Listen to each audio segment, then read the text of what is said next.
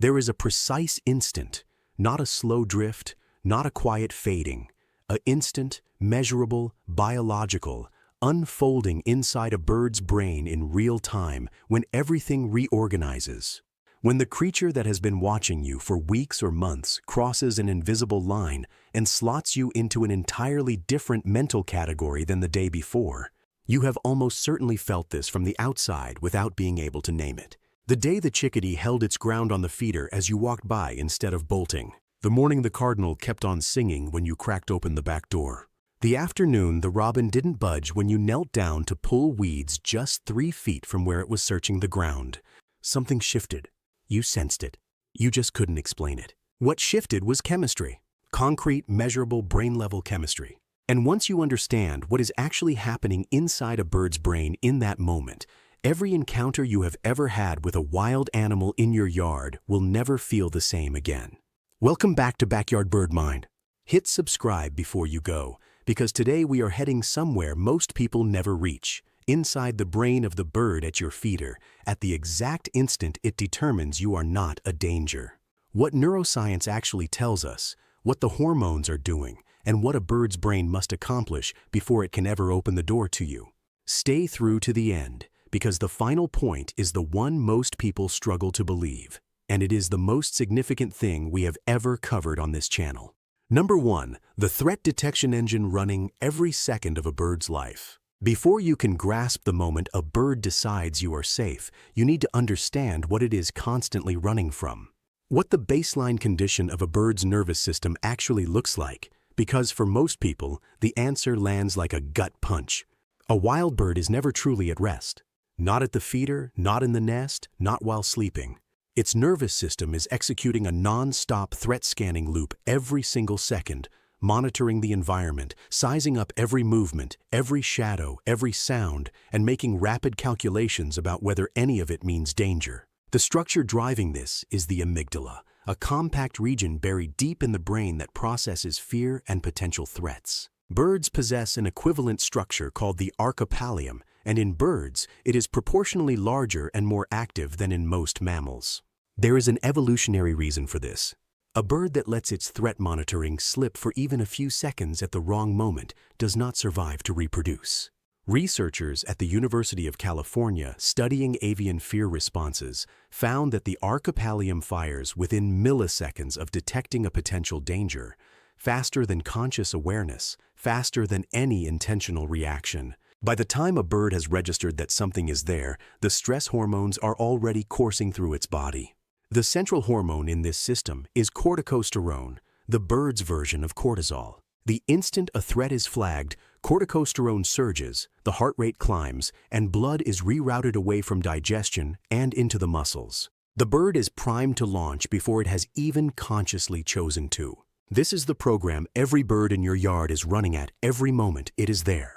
The cardinal at your feeder is not savoring his seeds the way you might savor a meal. He is eating while simultaneously running a continuous background threat scan of everything in his line of sight. Every time you shift position, you enter that scan. Every time you appear at the window, the system reassesses. Understanding this is not grim. It is the foundation. Because what happens when a bird eventually decides you are safe is the story of what this system learns to do differently, specifically and only for you.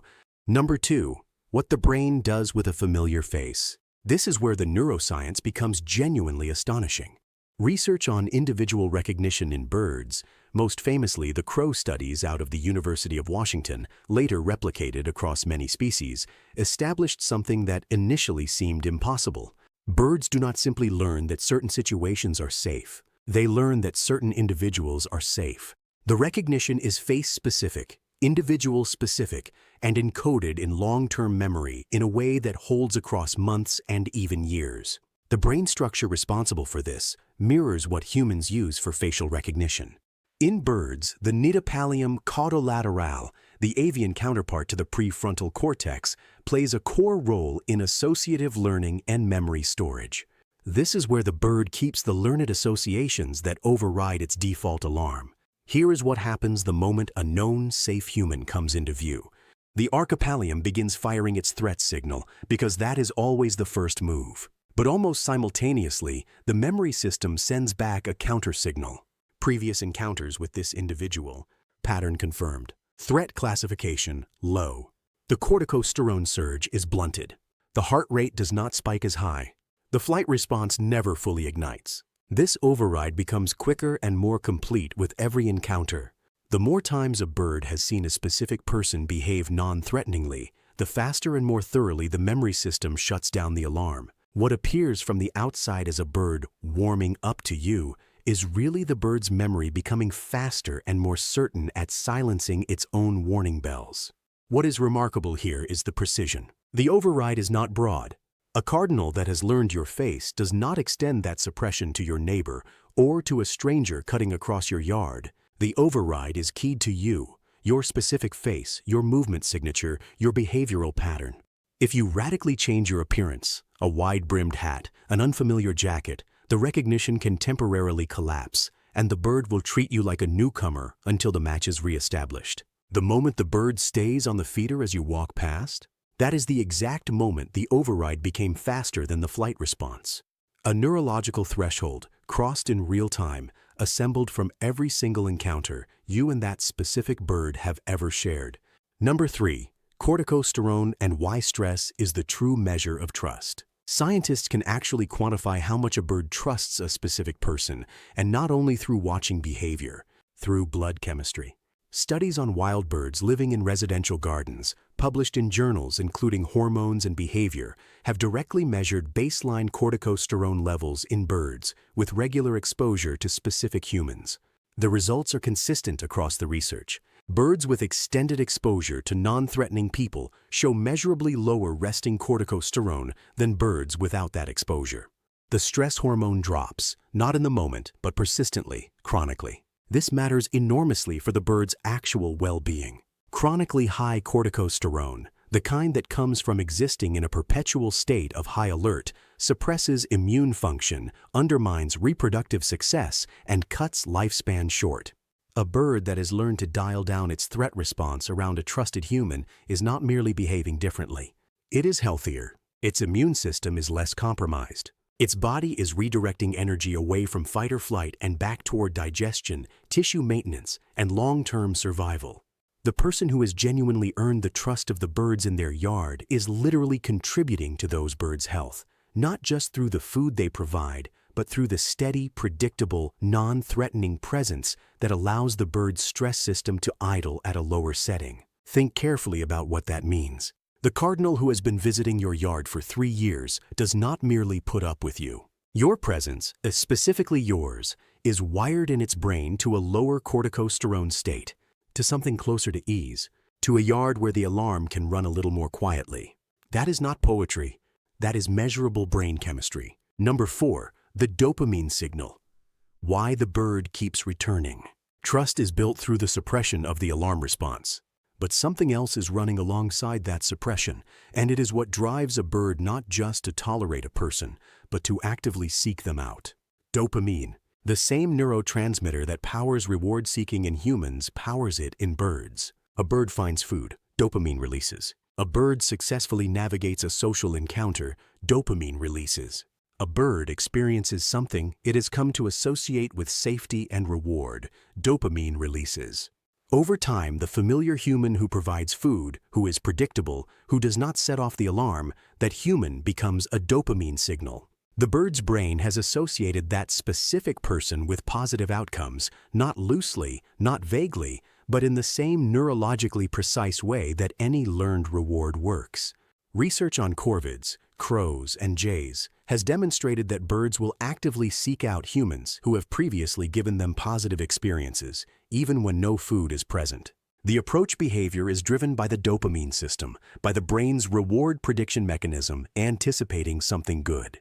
This is why a bird that trusts you will pick the branch closest to you from all available options. Why it returns to the feeder while you are still standing beside it. Why a chickadee that has learned your face will come toward you when you appear rather than away. It is not affection in the human sense. It is something more exacting, and in some ways more extraordinary, a wild animal's reward system, shaped across millions of years of evolution, quietly writing one specific human into its map of where good things happen. Number 5. The moment itself. What is actually happening when the threshold is crossed? So what is that exact instant? What is different between the day the bird bolts and the day it holds? The answer is a ratio. The ratio between the threat suppression signal coming from memory and the threat activation signal firing from the archipallium. For most of the arc of a bird's relationship with a given human, activation is faster and stronger than suppression. The bird flees because the alarm arrives first. At some point, and researchers believe this builds gradually across many encounters rather than flipping in a single dramatic moment, the suppression catches up. It grows fast enough and strong enough that the bird's flight threshold is never crossed before the memory system has already evaluated the situation and downgraded the danger level.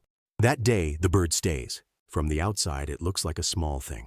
The bird simply didn't fly. From the inside, it is the final result of a neurological process constructed across every encounter that came before it. Every morning you stepped outside.